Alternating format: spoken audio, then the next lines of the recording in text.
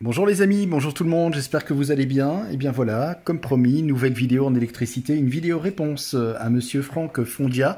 Franck, tout d'abord, merci pour la question que tu m'as posée, à savoir comment est-ce qu'on câble un inverseur de source en triphasé. Alors j'ai pris ici l'exemple du triphasé qu'on retrouve couramment notamment en France, c'est-à-dire le 3 fois 400 volts plus neutre, puisque c'est vrai que, comme je vous l'ai déjà dit dans des vidéos précédentes, le triphasé en Belgique, c'est un petit peu spécial parce qu'on n'a pas de neutre, on a 3 phases et la différence de potentiel, la tension entre phases est de 230 volts, d'où la raison pour laquelle d'ailleurs on n'a pas besoin du neutre. Je rappelle que le neutre en 3 fois 400 volts permet d'avoir à partir d'une phase et le neutre du 230. Voilà, donc j'ai dessiné ici les contacts de l'inverseur de source. Voilà comment ça se présente. Donc forcément, en tout et pour tout, il y a 8 contacts. 3 contacts de phase, 1 contact de neutre pour la partie réseau. 3 contacts de phase, 1 contact de neutre pour, évidemment, eh bien, soit l'onduleur, soit le groupe électrogène, bref, le système de secours en cas de panne réseau. Donc en fait, l'inverseur de source, en fait, il a 3 positions. Bien sûr, il a la position 0, où là, là, tel que vous le voyez là, par exemple, il est en position 0. Puis vous le mettez en position 1, là, vous prenez le réseau. Donc, c'est-à-dire que les contacts ici, normalement ouverts, vont se fermer pour laisser passer le courant du réseau.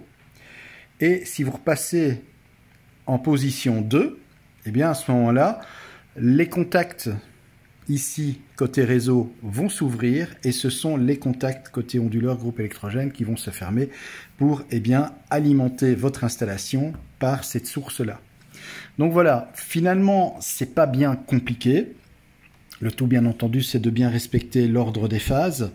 Donc ici, je vous ai dessiné évidemment phase 1 en brun, phase 2 en noir, phase 3 en rouge et le neutre en bleu.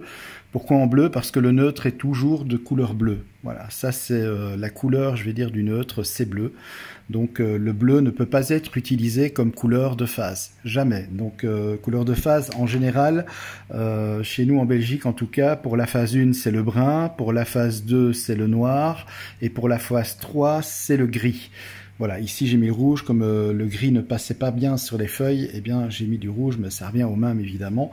Donc voilà, finalement, pour réexpliquer un petit peu comment ça fonctionne, donc là, eh bien l'inverseur de source, il est en position 0, donc c'est-à-dire que en 0, rien ne se passe, ni au niveau de la tension réseau, ni au niveau de la tension de secours. Quand vous le mettez en position 1, eh bien, à ce moment-là, les contacts côté réseau vont se fermer pour laisser passer le courant du réseau à votre différentiel général dans votre coffret divisionnaire, par exemple. Et puis, si vous passez en position numéro 2, là, ce sont les contacts du réseau qui vont s'ouvrir, et cette fois-ci, ce seront les contacts du groupe électrogène, les contacts du secours, comme on dit, du groupe électrogène ou des onduleurs, qui eux vont se fermer pour laisser cette fois-ci passer l'électricité sur l'installation venant de votre groupe électrogène ou de votre onduleur. Voilà. Donc finalement c'est assez simple. Donc l'inverseur de source en tout et pour tout c'est 8 contacts, donc 4 contacts pour la partie réseau et 4 contacts pour la partie de secours, onduleur, groupe électrogène, puisque on a donc 3 contacts pour les phases et 1 contact pour le neutre. Voilà, je te laisse bien regarder le schéma, tu raccordes ça de cette manière-là, et donc à ce moment-là, eh bien, ça fonctionnera, et tu vas voir, c'est hyper facile. Ce qui est important, bien entendu, ici, ça c'est quand même important, c'est de bien respecter, si là tu as la phase 1, forcément, tu dois ponter ici, la phase 2 avec la phase 2, la phase 3 avec la phase 3, et le neutre avec le neutre.